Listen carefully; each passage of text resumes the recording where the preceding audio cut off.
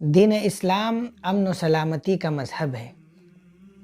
اسلام نے جس انداز سے امن و شانتی کو پورے عالم میں پروموٹ کیا ہے اور جس انداز سے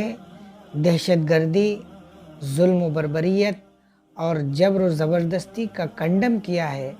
اس کی مثال دنیا کے کسی اور مذہب میں نہیں ملتی۔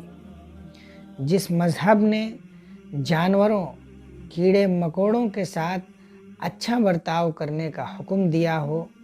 اور اس مذہب نے جانوروں، کیڑے مکوڑوں کے بھی حقوق متعین کیے ہوں اور ان کے ساتھ کس طریقے کا برتاؤ کرنا ہے اور ان کے ساتھ ہماری اور آپ کی رہن سہن کیسی ہونی چاہیے، اس کے تعلق سے بھی ہدایت جاری کیے ہوں،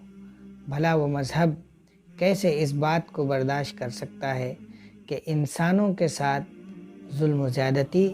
یا قتل و غارت گری کا معاملہ کیا جائے۔ اسلام نے تو انسانوں کو وہ عزت بخشی کہ کسی ایک انسان کو بلا وجہ قتل کرنا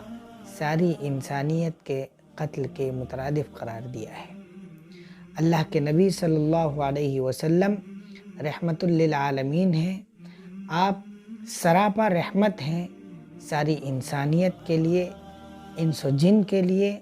اور اس دنیا میں رہنے والی تمام مخلوقات کے لیے۔ انہی مخلوقات میں اللہ کی ایک مخلوق چوپائے، چرند و پرند اور دیگر اللہ کی مخلوقات ہیں، وہ بھی رحم و کرم کے محتاج ہیں۔ ان کے ساتھ بھی نرمی، رحم و کرم